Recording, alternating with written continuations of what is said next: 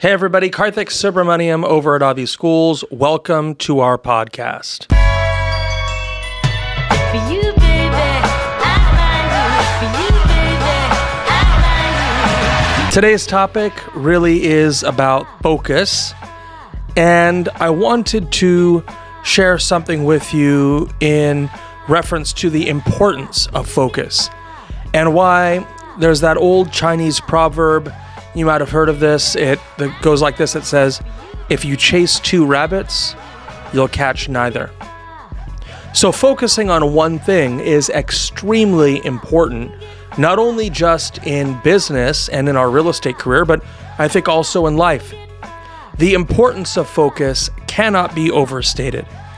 In fact, there are countless examples of real estate agents, let's say, that try to do both residential and commercial, and they don't do either one of them very well.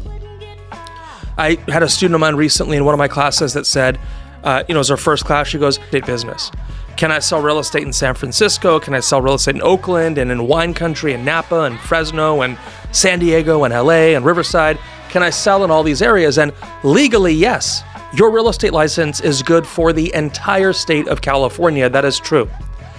However, focus is extremely important. If you have a transaction you want to do up in San Francisco, but you're based in LA, you're far better referring that transaction out as opposed to trying to keep it all to yourself. And I think a lot of people feel the need to keep all these transactions to themselves because they don't have that much business, and they find themselves in a position where they feel like if they let go of this deal or this one lead, they'll somehow lose out. But it is far more efficient, particularly how our real estate business is set up, that you can legally refer that transaction to a San Francisco broker, routinely get a 25 to 30% referral fee for just passing a phone number along to a local broker, number one. And forget real estate, there's countless examples of people in life.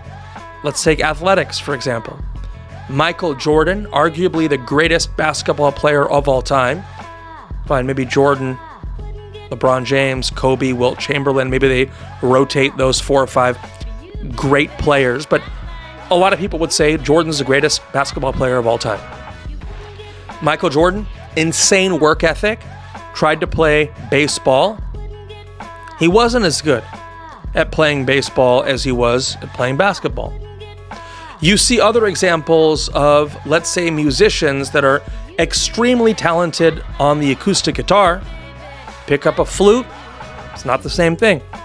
So focus on one thing is, again, going to help ultimately make you more money. While it might feel like you have more opportunity, the more nets you have out there and the more fish you're trying to catch, but if you try to cast 8, 9, 10, 12 nets, all the fish are just going to go around them. As opposed to if you had one big net that was focused on one area of the lake, you're way more likely to catch more fish. So I want to keep this podcast short and just remind you to focus, whether it's in a farm area that you have that you're working, whether that focus means choosing between residential and commercial. In fact, there was a great interview done by Johnny Ive, the creator of the iPhone. And he told the story about Steve Jobs and how Steve Jobs and Johnny Ive were talking about this concept of discipline and focus. And Steve Jobs defined discipline not in how many things you commit to saying yes to, but Steve Jobs defined focus as how many things did you say no to?